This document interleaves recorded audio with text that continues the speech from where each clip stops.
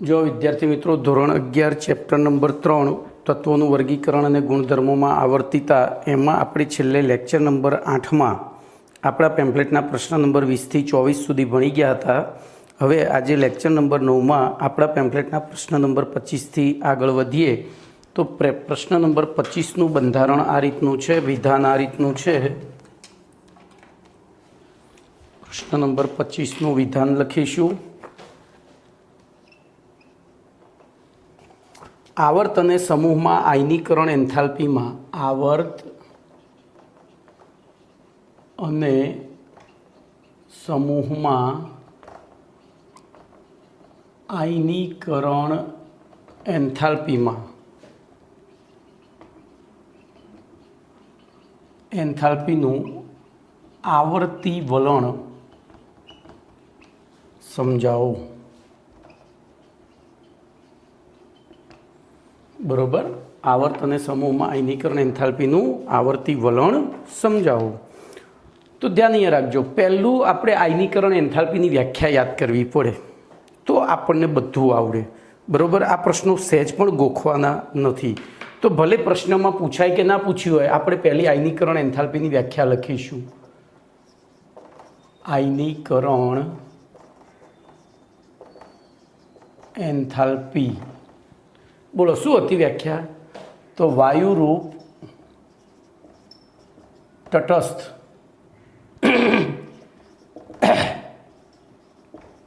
परमाणु मांथी इलेक्ट्रॉन दूर करी धन आयन बनाववा माटे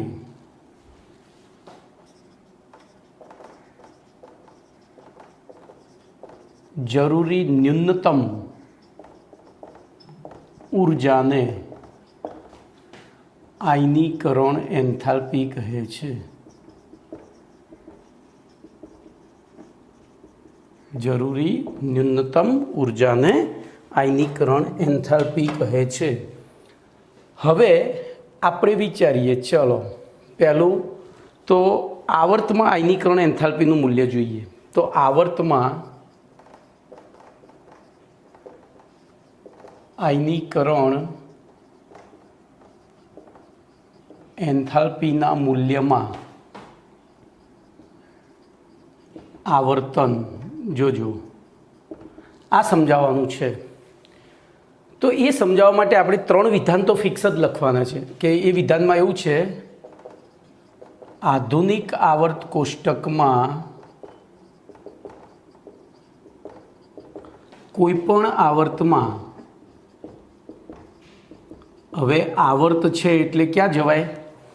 बोलो, आवर्त होय तो आवर्त में क्यांथी क्या जवाय? तो कोईपण आवर्त में डाबी बाजुथी जमणी बाजू तरफ जता, जमणी बाजू तरफ जता बोलो शू थाय? पहलू तो 1 बोलो हेड़ो। तो तत्वों परमाणु क्रमांक Z वधे छे एटले के तत्वोना केंद्र परमाणुना केंद्र में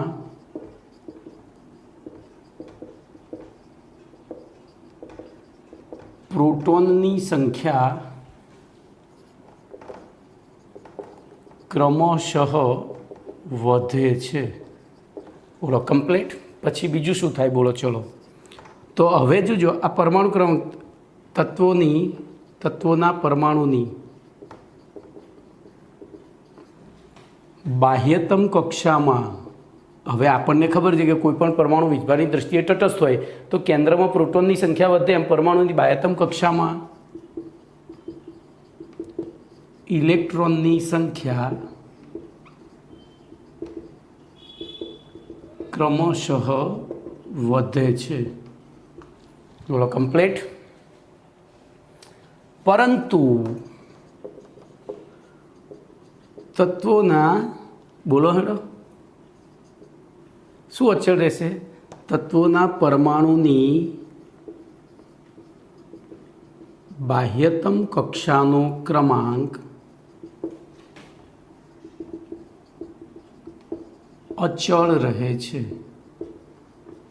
બરોબર, બાહ્યતમ કક્ષાનો ક્રમાંક અચળ રહે છે। આથી હવે અહીંયા લખવાનું, આથી જોજો કક્ષા ક્રમાંક અચળ રહ્યો, ઇલેક્ટ્રોનની સંખ્યા વધી અને કેન્દ્રમાં પ્રોટોનની સંખ્યા વધી, આથી આવર્તમાં ડાબાથી જબા તરફ જતા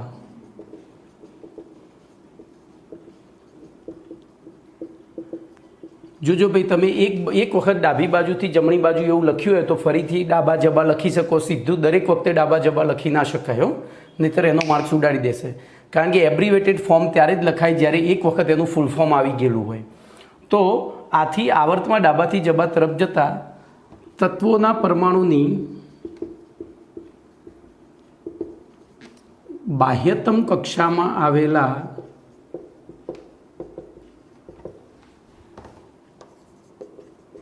જેને સંયોજકતા ઇલેક્ટ્રોન પણ કહેવાય,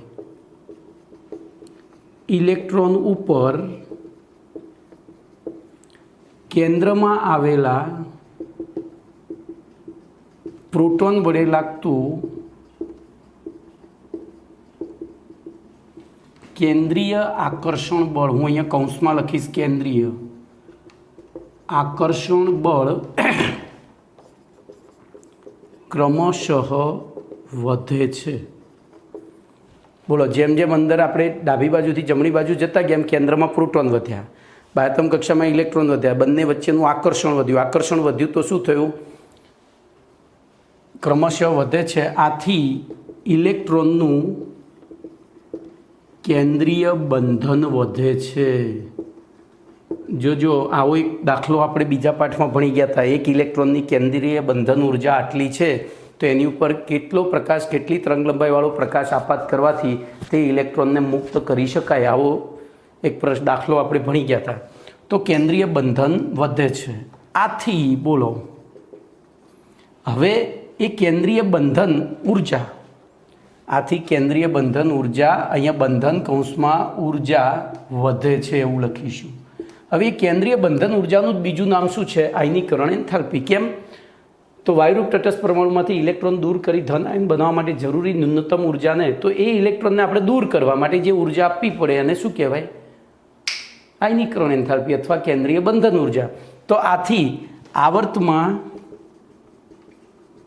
ડાબાથી જબા તરફ જતા બોલો શું થશે?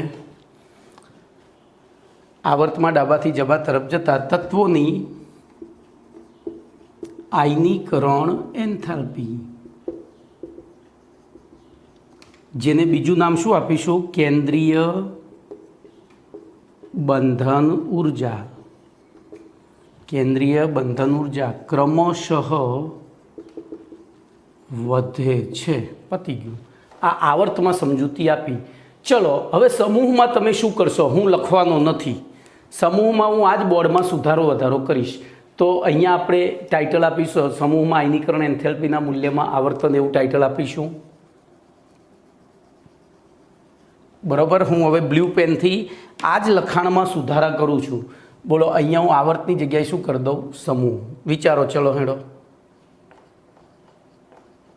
સમૂહમાં આયનીકરણ એન્થાલ્પીના, તો પહેલું વાક્ય તેમ જ આવશે, આધુનિક આવર્ત કોષ્ટકના કોઈ પણ સમૂહમાં, જોજો અહીંયા સમૂહ થઈ જશે આવર્તની જગ્યાએ માં ડાબી બાજુથી, હવે સમૂહ છે ને ઊભો હોય અને આવર્ત આડો હોય તો ડાબીથી જમણી તરફ જવાય, ઊભું હોય તો ઉપરથી નીચે તરફ જતા,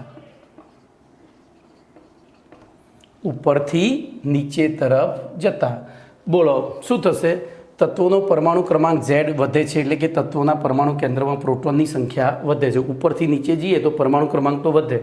પછી તત્વોના પરમાણુની બાહ્યતમ કક્ષામાં બોલો ઇલેક્ટ્રોનની સંખ્યા કેવી રહે છે? અચળ રહે છે। શું રહે છે? અચળ। કેમ? બોલો હેડો, કેમ અચળ રહે? તો એક જ સમૂહમાં આવેલા તત્વોની બાહ્યતમ કક્ષાની ઇલેક્ટ્રોન રચના સરખી હોય તો બાહ્યતમ કક્ષામાં ઇલેક્ટ્રોનની સંખ્યા અચળ રહે છે, પરંતુ તત્વોની બાહ્યતમ કક્ષાનો ક્રમાંક વધે છે। બાહ્યતમ કક્ષાનો ક્રમાંક વધે છે. આથી બોલો હવે શું થશે? સમૂહમાં ઉપરથી નીચે તરફ જતા બોલો તો ધ્યાન અહીંયા રાખજો. હવે આપણે બાહ્યતમ કક્ષાનો ક્રમાંક વધ્યો તો આ કેન્દ્ર છે, આ કક્ષાઓ છે, તો પહેલી, બીજી, ત્રીજી, ચોથી, પાંચમી. તો બાહ્યતમ કક્ષાનો ક્રમાંક વધતો જાય એમ સંયોજકતા ઇલેક્ટ્રોન એટલે કે અંતે બાહ્યતમ ઇલેક્ટ્રોન કેન્દ્રથી શું થતો જાય છે? દૂર જતો જાય છે. અને દૂર જતો જાય તો બાહ્યતમ કક્ષામાં આવેલા ઇલેક્ટ્રોન ઉપર કેન્દ્રમાં આવેલા પ્રોટોન વડે લાગતું કેન્દ્રીય આકર્ષણ બળ ક્રમશઃ ઘટે છે. શું થાય છે? ઘટે છે. આથી ઇલેક્ટ્રોનની કેન્દ્રીય બંધન ઉર્જા ઘટે છે. આથી સમૂહમાં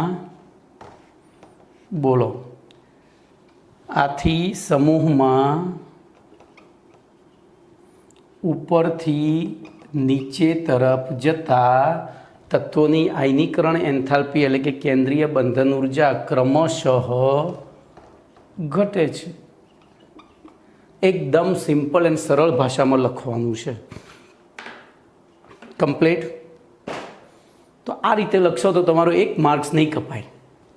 એકદમ પરફેક્ટ લખાણ. હવે જો હું તમને પેમ્ફલેટ પ્રમાણે પણ કહીશ તો જોજો. હવે તમે ત્યાં બોર્ડ ઉપર જોતા જાઓ, હું પેમ્ફલેટ પ્રમાણે વાંચતો જાઉં.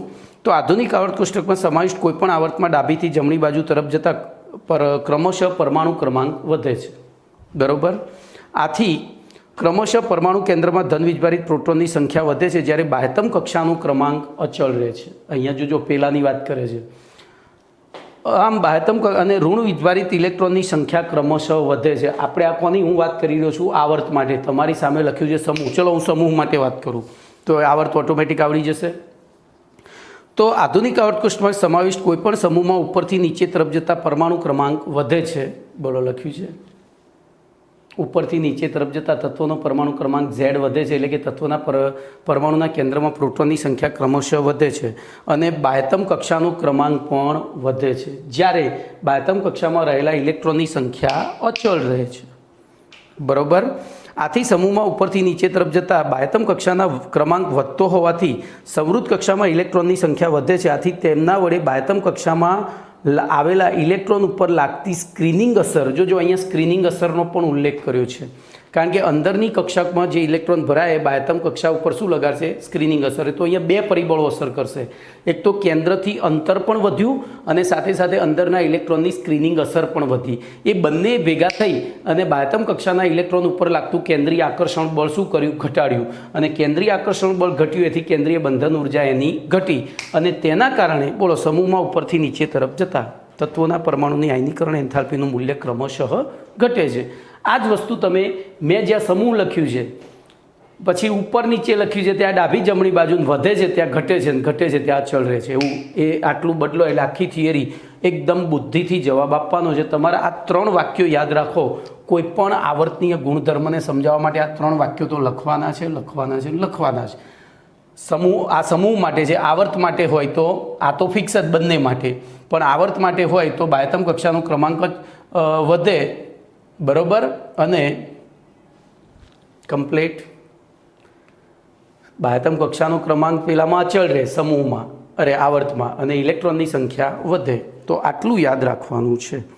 ચલો હવે આમાંથી એક નાનો એસક્યુ છે 2 માર્ક્સનો, આપણે એને ભણીએ તો આપણો 25મો પ્રશ્ન અહીંયા પૂરો થયો. ભાઈ તમને છે ને કોઈ પણ આવર્તનીય ગુણધર્મ પૂછાય તો એની વ્યાખ્યા પહેલી યાદ કરજો, ભલે પૂછી હોય કે ના પૂછી હોય.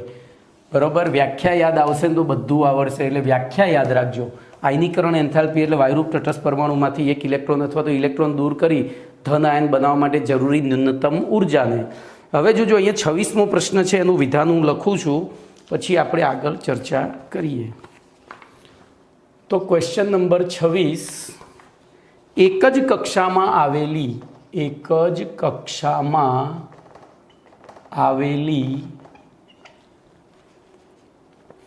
કક્ષકોમાં સમાયેલા અથવા તો સમાવિષ્ટ ઇલેક્ટ્રોનની આયનીકરણ એન્થાલ્પીના મૂલ્યોનો ક્રમ જણાવો.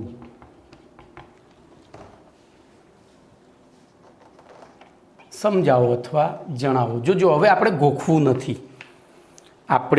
ગોખવું નથી, એટલે હું પેલો ચાર્ટ દોરીશ બીજા પાઠનો.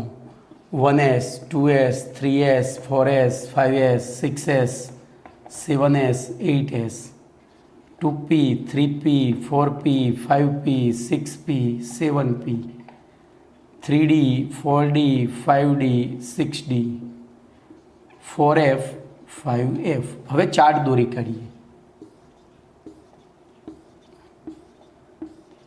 બોલો, આમાં આ ઊભો જે સ્તંભ થતો હતો ને, એ આ ઊભા એ એક શું દર્શાવતા હતા? કક્ષા. શું દર્શાવતા હતા? કક્ષા. તો આપણે હવે વિચારીએ, આપણે જે પ્રશ્ન છે એક જ કક્ષામાં આવેલી કક્ષકો, તો આપણે જોજો પહેલી કક્ષા લઈશું તો એમાં એક જ કક્ષક છે, એટલે એક જ પેટાકોષ છે ને એક જ કક્ષક છે. બીજી કક્ષા લઈશું તો એમાં 2 પેટાકોષ અને 4 કક્ષકો છે. ત્રીજામાં 3 પેટાકોષ અને બોલો તો 5 ને 3 8 ને 9 કક્ષકો છે. ચોથામાં તો 4 પેટાકોષ અને 16 કક્ષકો છે. પછી આગળ બધી આવતી જશે. એમ તો આપણે મહત્તમનું ઉદાહરણ લઈને ચાલીએ એટલે શું થાય? બધું સાચું પડે. તો આપણે ચોથી કક્ષા લઈએ. બોલો, ચોથી કક્ષામાં 4 4s 4p 4d અને 5f. એમ જો અહીંયા આકૃતિ દોરું છું. આ પહેલી, બીજી, ત્રીજી, ચોથી, તો એમાં 4s 4p 4d અને 4f એમ 4 પ્રકારની કક્ષકો છે. બોલો, એમાં સૌથી પહેલો ઇલેક્ટ્રોન શેમાં ભરાય? ધ્યાનથી જોઈને મને કહો, ચાર્ટ જોઈને. તો સૌથી પહેલો ભરાય 4sમાં, પછી આમ થઈને આવી 4pમાં, પછી આમ થઈને આવે 4dમાં અને આમ થઈને આવે 4fમાં. ટૂંકમાં કોઈપણ કક્ષકમાં ઇલેક્ટ્રોન ભરાવાનો ક્રમ s સૌથી પહેલો, પછી p, પછી d અને પછી f. તો s ભરાઈ ગયા પછી બોલો એ શું કરશે? તો આ 4માંથી કયા ઇલેક્ટ્રોન કેન્દ્રની સૌથી વધુ નજીક હશે? તો જે પહેલાં ભરાયા હોય એ કેન્દ્રમાં સૌથી નજીક હોય. જે પહેલાં ભરાયા હોય કેન્દ્રની નજીક, તો આ સૌથી નજીક થયા. એનથી દૂર, એનથી દૂર, એનથી દૂર. જો સૌથી નજીક થયા તો એની ઉપર લાગતું કેન્દ્રીય આકર્ષણ વધારે. કેન્દ્રીય આકર્ષણ વધારે તો આયનીકરણ એન્થાલ્પી વધારે. કેન્દ્રીય આકર્ષણ વધારે તો આયનીકરણ એન્થાલ્પી વધારે. બરોબર. તો બોલો, હવે આયનીકરણ એન્થાલ્પીનો ક્રમ આપણે લખવો હોય તો s greater than p greater than d greater than f થાય. તો આ એક MCQ છે, આને ગોખવાનો નથી. ખબર પડી? જોજો, હવે અંદર શું લખ્યું છે મને ખબર નથી. હું ક્યારેય વાંચતો નથી, ક્યારેય ગોખતો નથી. હું હંમેશા પ્રશ્નમાંથી જવાબ શોધતા શીખવાડું છું. સમજ્યા? હવે હું અંદરથી વાંચીને તમને કહીશ. કારણ કે અંદર છે ને ચોપડી પ્રમાણે લખવું પડે બોર્ડની અંદર, અને ચોપડી પ્રમાણે આપણા જે ચોપડી લખવાવાળા છે ને એ થોડા ગગા છે. એ લોકો ગોખવા ઉપર વધારે ભાર મૂકે છે. ગોખેલું જ્ઞાન કોઈ કામમાં નહીં આવે. આ તમને સીધું સઠ આટલી આ વસ્તુ આપણે 3 જાણતા હતા, તો એના આધારે પ્રશ્ન સમજ્યા. એક જ કક્ષામાં આવેલી કક્ષકોમાં સમાયેલા ઇલેક્ટ્રોનની આયનીકરણ એન્થાલ્પીના મૂલ્યનો ક્રમ સમજાવો. તો આપણે એક એવી કક્ષા પકડી કે જેમાં મહત્તમ ઇલેક્ટ્રોન આવતા હોય, મહત્તમ પ્રકારની કક્ષકો આવતી હોય, અને પછી એની ઇલેક્ટ્રોન રચના નિયમો અનુસાર વિચાર્યું તો સૌથી પહેલાં ઇલેક્ટ્રોન ભરાય 4sમાં, પછી 4pમાં, 4dમાં, 4fમાં. તો 4sમાં જે સૌથી પહેલાં ભરાયા એટલે કે nsમાં સૌથી પહેલાં ભરાય. તમે કોઈ પણ પકડી લો. જો અહીંયા 3sમાં પહેલાં, પછી 3p, પછી 3d, 2s પહેલાં, 2p, 1s એમાં તો છે જ નહીં, પછી 5s પહેલાં, પછી 5p, 5d, 5f, એના 6s, 6p, 6d.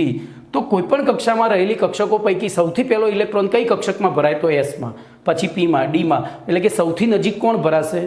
તો s. એનથી દૂર p, એનથી દૂર d, એનથી દૂર f. વળી આપણે ભણી ગયા છીએ કે અંદર ભરાતો ઇલેક્ટ્રોન બાહ્ય ભરાતી ઇલેક્ટ્રોન ઉપર શું કરે? સ્ક્રીનિંગ અસર લગાડે.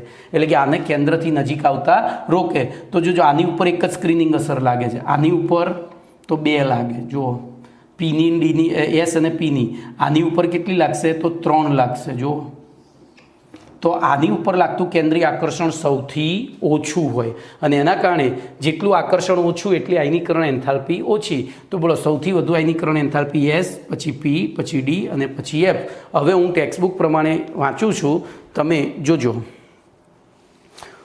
તો એક જ કક્ષામાં આવેલી s, p, d અને f કક્ષકો પૈકી s કક્ષક ગોળાકાર, p કક્ષક ડંબેલાકાર અને d કક્ષક ડબલ ડંબેલાકાર, જ્યારે f કક્ષક અનિશ્ચિત આકારની છે.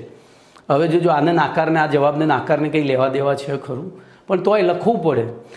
હવે તો આમ કક્ષકોના સંદર્ભમાં એક જ કક્ષામાં આવેલી કક્ષકો પૈકી પરમાણુ કેન્દ્રથી તેમના અંતરનો ક્રમ, તો મેં આપણે બીજા મુદ્દાથી ચાલુ કર્યું, પહેલા મુદ્દાને ના પ્રશ્નને કંઈ લેવા દેવા જ નથી.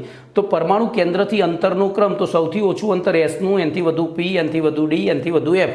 જેટલું અંતર ઓછું એટલું આકર્ષણ વધારે. તેથી આકર્ષણ બળનો ક્રમ S greater than P greater than D greater than F, અને તેથી જેટલું આકર્ષણ વધારે એટલી આયનીકરણ એન્થાલ્પી વધારે. તેથી S greater than P greater than D greater than F. બોલો ઓકે.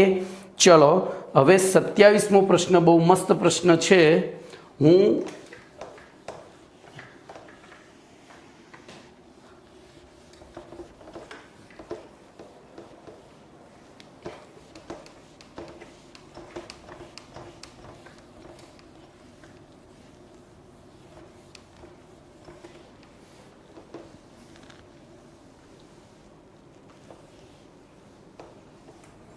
તો પ્રશ્ન નંબર 27 છે.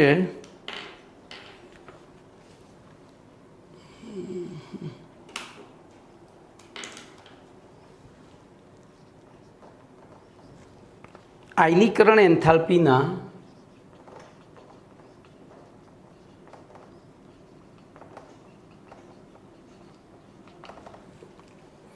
આવર્તી વલણની ઉપયોગિતા.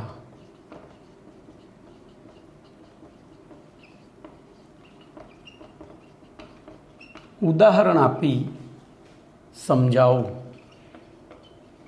જો આ પ્રશ્ન આ રીતે પૂછાય, અથવા કરીને આ રીતે પણ પૂછાય કે એને એમજી અને એસઆઈ સિલિકોનની ડેલ્ટા IH1 એટલે કે પ્રથમ આયનીકરણ એન્થાલ્પીના મૂલ્યો અનુક્રમે 496, 737 અને 786 કિલો જૂલ પર મોલ હોય તો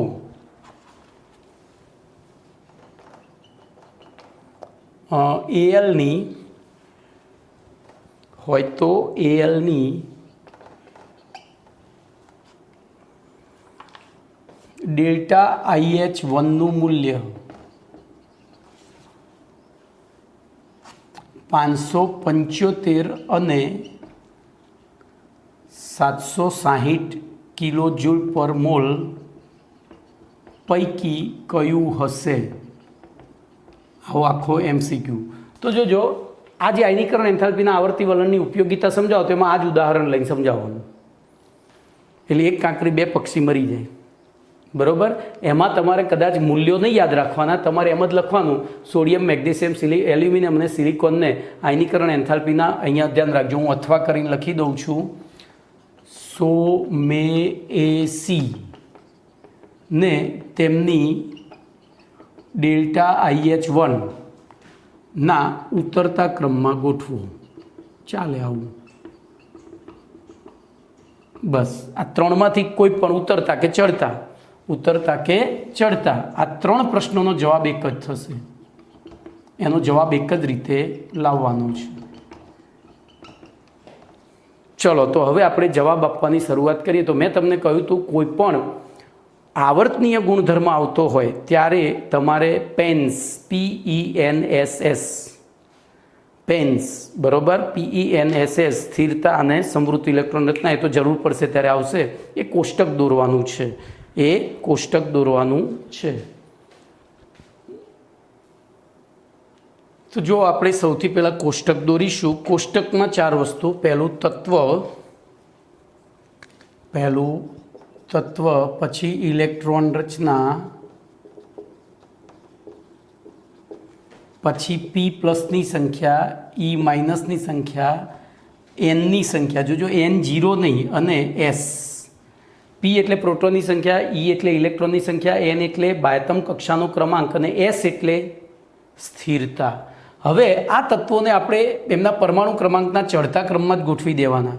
તો બોલો સોડિયમ, મેગ્નેશિયમ, એલ્યુમિનિયમ ને સિલિકોન 11, 12, 13 અને 14. ચલો આની ઇલેક્ટ્રોન રચના થાય નિયોન 3s1. શું થશે?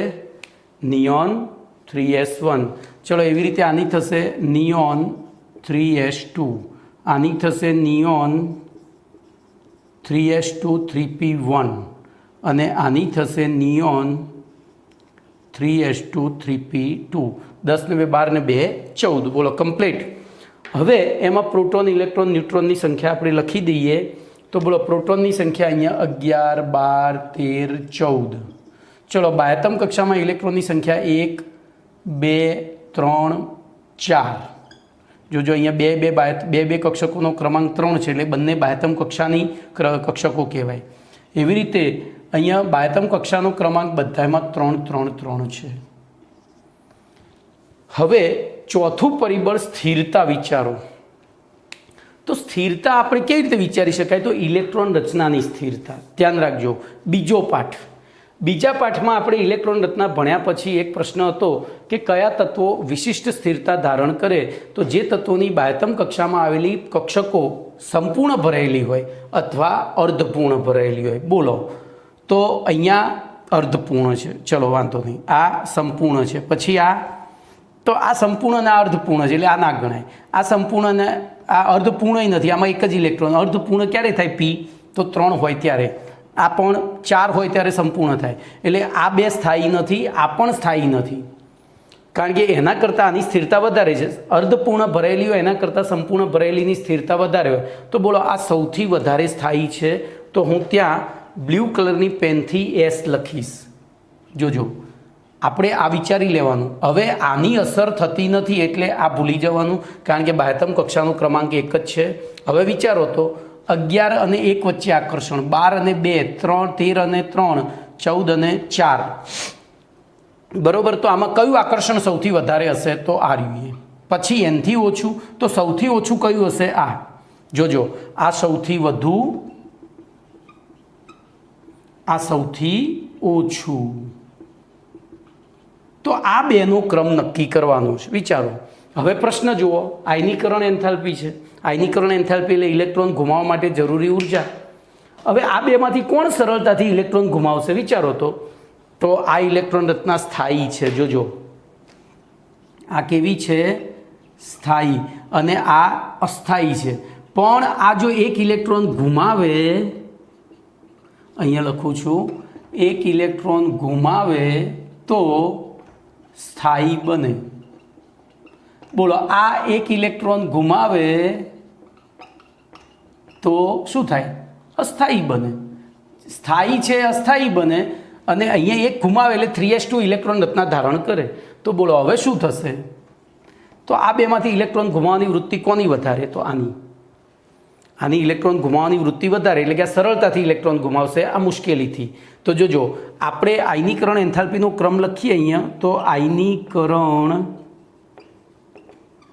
એન્થાલ્પીનો ઉતરતો ક્રમ લખીએ. ચલો તો બોલો આ 4માં સૌથી વધુ આયનીકરણ એન્થાલ્પી કોની હતી? તો સિલિકોનની. સિલિકોન સૌથી ઉતરતો છે ને. અને સૌથી ઓછી કોની હતી? તો સોડિયમની. એટલે એ તો 2 લખી દીધા. આ બેમાં આપણે વિચારવાનું હતું. તો વિચારીએ તો એ પ્રમાણે આ સ્થાયી છે, આ એક ઘુમાવે તો સ્થાયી થાય. એનો મતલબ કે આની ઇલેક્ટ્રોન ઉપર મજબૂત પકડ છે, આની આ ઘુમાવી દે તો મજબૂત પકડ થાય એવી. તો બોલો આ બેમાંથી કોની આયનીકરણ એન્થાલ્પી ઓછી થશે? તો એલ્યુમિનિયમની. તો મારી ભૂલ થઈ, ઓછી થશે ને. એટલે Mg પહેલો આવે અને Al પછી આવે. હવે આપણે આ પ્રશ્નનો જવાબ મળી ગયો આપણને. હવે આ પ્રશ્નનો વિચારીએ તો જો સોડિયમની તમને કેટલી આપી છે? 496. પછી મેગ્નેશિયમની આપી છે 437. પછી સિલિકોનની આપી છે 786. તો બોલો Alની કેટલી થશે આ બેમાંથી? તો 437થી ઓછી. બરોબર. મારી અહીંયા લખવામાં ભૂલ થઈ શું? આ 737 છે ભાઈ. બરોબર. તો 737થી ઓછી અને 496થી વધારે. તો બોલો આ બેમાંથી એવું કયું મૂલ્ય છે જે 737થી ઓછું છે અને 496થી વધારે છે? તો અહીંયા આવશે 575. ખબર પડી? હું ફરીથી આ પ્રશ્ન ચલાવું છું, ધ્યાન રાખજો, કારણ કે આ એક વખત આ આવડ્યો ને તો બધાય આવડશે. બોલો ફરીથી શું કરીશું? તો ઉપરના પ્રશ્નો તો એમના એમ જ રાખવાના છે.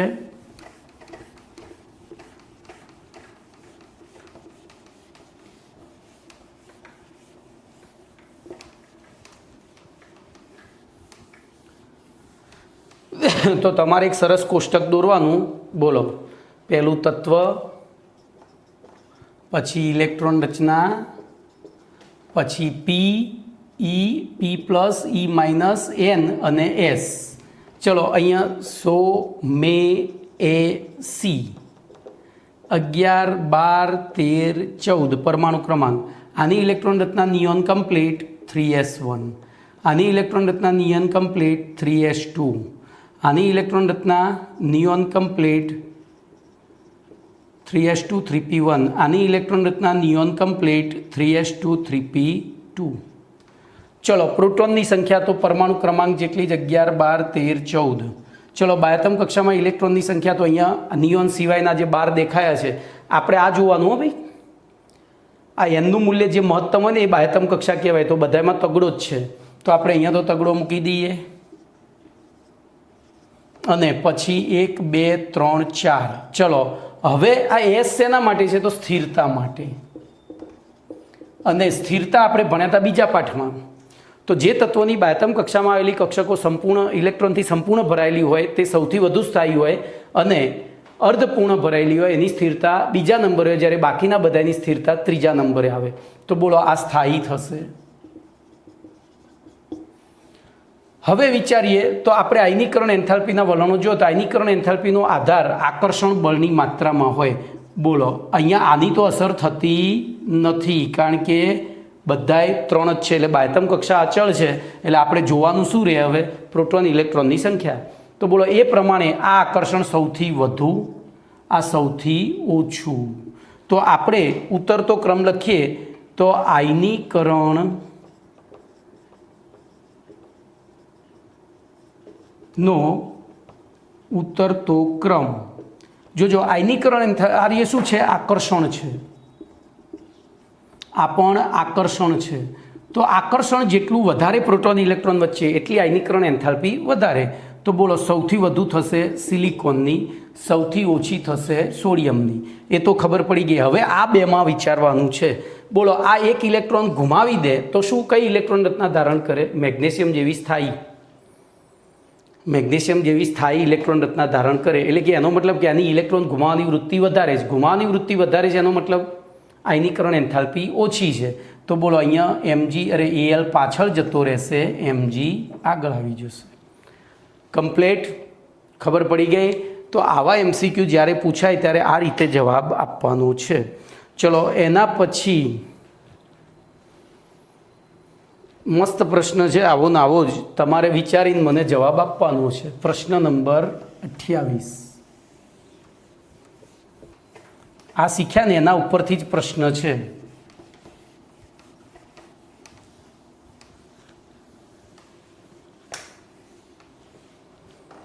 તો પ્રશ્ન નંબર 28.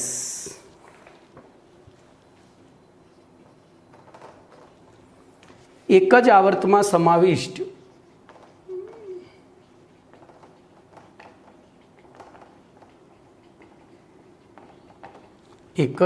સમાવિષ્ટ તત્વોની આયનીકરણ એન્થાલ્પીના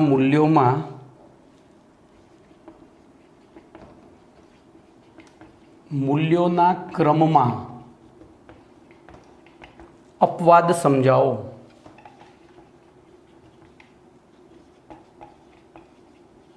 આવો પ્રશ્ન છે. આયનીકરણ એન્થાલ્પીના મૂલ્યોમાં અપવાદ સમજાવો.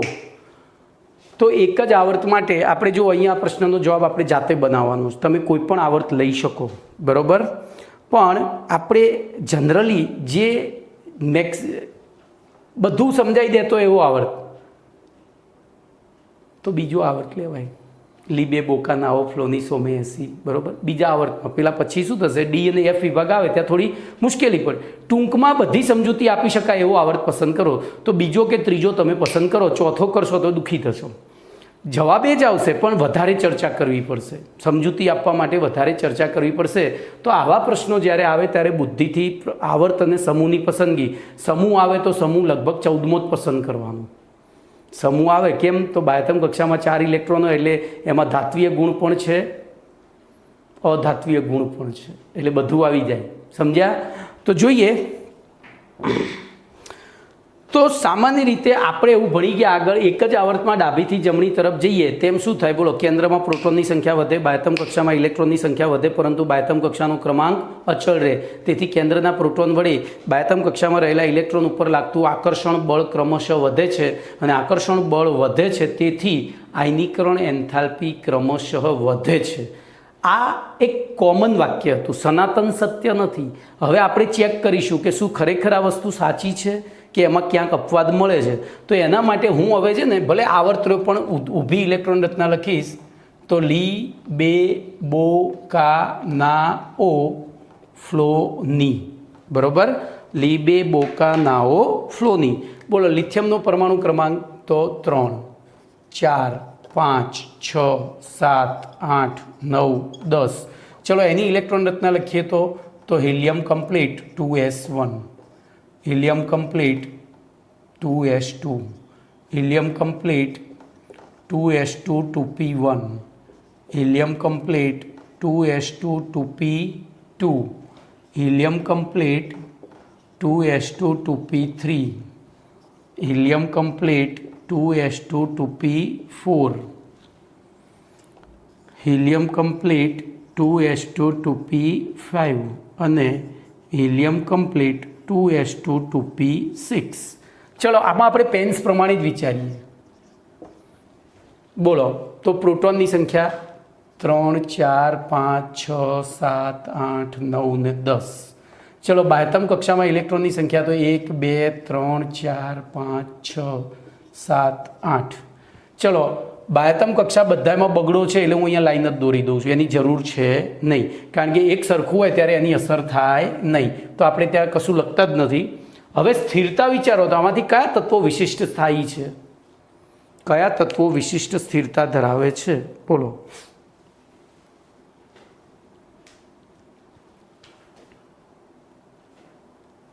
વિચારો. તો એક આ રહ્યું. કેમ? તો બાહ્યતમ કક્ષામાં આવેલી કક્ષક સંપૂર્ણ ભરાયેલી, તો એક સ્થાયી થયું. પછી સંપૂર્ણ અપૂર્ણ, સંપૂર્ણ અપૂર્ણ, સંપૂર્ણ અર્ધપૂર્ણ, તો બીજો એસ આ થાય નાઇટ્રોજન. પછી સંપૂર્ણ અપૂર્ણ, સંપૂર્ણ અપૂર્ણ, સંપૂર્ણ સંપૂર્ણ, તો ત્રીજો આ થાય. હવે જોજો, આપણે જે વિધાન લખ્યું હતું એ પ્રમાણે આવર્તમાં ડાબાથી જબા તરફ જતા બોલો પર આયનીકરણ એન્થાલ્પી શું થાય? વધે. તો આપણો ક્રમ Li લેસ દેન લી બે બો કા ના ઓ ફ્લો ની થવો જોઈએ. આપણે જે આગળ ભણ્યા છે એ પ્રમાણે આવો થવો જોઈએ. પણ હવે વિચારો આગળનો જે થિયરી ભણ્યા એ પ્રમાણે બોલો આની આયનીકરણ એન્થાલ્પી વધારે હશે કે આની વધારે હશે? તો આ એક ઘુમાવે એટલે આના જેવી ઇલેક્ટ્રોન રચના ધારણ કરે. કાયદેસર બેરિલિયમ કરતાં બોરોનની વધારે હોવી જોઈએ, કારણ કે એના કેન્દ્રમાં 5 પ્રોટોન ને 3 ઇલેક્ટ્રોન છે બાહ્યતમ કક્ષામાં, એટલે આ આકર્ષણ વધુ હોવું જોઈએ. પણ જો એ ઇલેક્ટ્રોન ઘુમાવે તો આના જેવી ઇલેક્ટ્રોન રચના ધારણ કરે છે, એનો મતલબ કે એની ઇલેક્ટ્રોન ઘુમાવવાની વૃત્તિ વધારે છે. ઇલેક્ટ્રોન ઘુમાવવાની વૃત્તિ વધારે છે એનો મતલબ કે આયનીકરણ સહેલાઈથી થશે, એટલે કે આયનીકરણ એન્થાલ્પી ઓછી છે. તો બોલો એ આ ક્રમ બદલાઈ જશે, અહીંથી બોરોન આગળ આવી જશે અને બેરિલિયમ પાછળ. બોલો બીજું એવું ક્યાં થશે? તો બીજું અહીંયા થશે. બોલો આ એક ઇલેક્ટ્રોન ઘુમાવે તો નાઇટ્રોજન જેવી સ્થાયી ઇલેક્ટ્રોન રચના ધારણ કરે, તો બીજો અપવાદ અહીંયા. તો બોલો નવી સાચો એની આયનીકરણ એન્થાલ્પીનો સાચો ક્રમ શું થશે? તો Li લેસ ધેન બી લેસ ધેન બોરોન બેરિલિયમ. ખબર પડી? પછી કાર્બન, પછી ઓક્સિજન, પછી નાઇટ્રોજન, અને પાછી બાકી બધું હતું એના એ. તો આ બે જગ્યાએ અપવાદ જોવા મળશે તમને. ખબર પડી કે નહીં? મેં એકદમ સિમ્પલ રીતે તમને સમજાવ્યું છે. હવે હું પેમ્ફલેટ પ્રમાણે જઉં છું, તો તમે ધ્યાનથી બોર્ડ ઉપર જોતા જજો અને સમજતા જજો. હું પેમ્ફલેટ પ્રમાણે જઉં છું તો ધ્યાન રાખજો. સામાન્ય રીતે કોઈપણ આવર્તમાં ડાબીથી જમણી તરફ જતા તત્વોના પરમાણુની આયનીકરણ એન્થાલ્પીનું મૂલ્ય ક્રમશઃ વધે છે, પરંતુ કેટલાક આવર્તમાં તેમની ઇલેક્ટ્રોન રચનામાં ઇલેક્ટ્રોન વચ્ચે ઉદ્ભવતી અપાકર્ષક અસરોના કારણે આ ક્રમમાં અનિયમિતતા જોવા મળે છે, જે નીચે પ્રમાણે સમજાવી શકાય. તો સૌથી પહેલાં જોઈએ તો બીજા આવર્તના તત્વોમાં આયનીકરણ એન્થાલ્પીના મૂલ્યોનો ક્રમ વાસ્તવમાં lithium less than beryllium less than boron less than carbon less than nitrogen less than oxygen less than fluorine less than neon હોવો જોઈએ. એની જગ્યાએ શું છે તો નીચેવાળો lithium less than boron less than beryllium. જોજો બેરિલિયમ બોરોનનો ક્રમ બદલાઈ ગયો, પછી કાર્બન એઝ ઇટ ઇઝ રહ્યો, પછી નાઇટ્રોજન ઓક્સિજનનો ક્રમ બદલાઈ ગયો. નાઇટ્રોજન પહેલાં હતો ને ઓક્સિજન પછી હતો, એની જગ્યાએ ઓક્સિજન પહેલાં અને નાઇટ્રોજન પછી જતો રહ્યો, પછી પાછો એઝ ઇટ ઇઝ રહ્યો. તો અહીં બેરિલિયમ અને બોરોન, નાઇટ્રોજન અને ઓક્સિજનની આયનીકરણ એન્થાલ્પીના ક્રમમાં ઉદ્ભવતી અનિયમિતતા નીચે પ્રમાણે સમજાવી શકાય. તો હવે એની આપણે સમજૂતી આપીશું. તો સૌથી પહેલાં બેરિલિયમ અને બોરોનની સમજૂતી આપીએ તો બોલો, બેરિલિયમનો પરમાણુ ક્રમાંક 4 છે, બોર્ડ ઉપર બધું લખેલું છે, અને બોરોનનો પરમાણુ ક્રમાંક 5 છે. આથી બેરિલિયમ કરતાં બોરોનમાં કેન્દ્રીય ધનવીજભાર વધુ છે. તેમ છતાં બેરિલિયમની ઇલેક્ટ્રોન રચના 1s2 2s2 છે અને બોરોનની ઇલેક્ટ્રોન રચના 1s2 2s2 2p1 છે. જુઓ, મેં અહીંયા હિલિયમ લખ્યું છે, એની જગ્યાએ એમને 1s2 લખ્યું છે.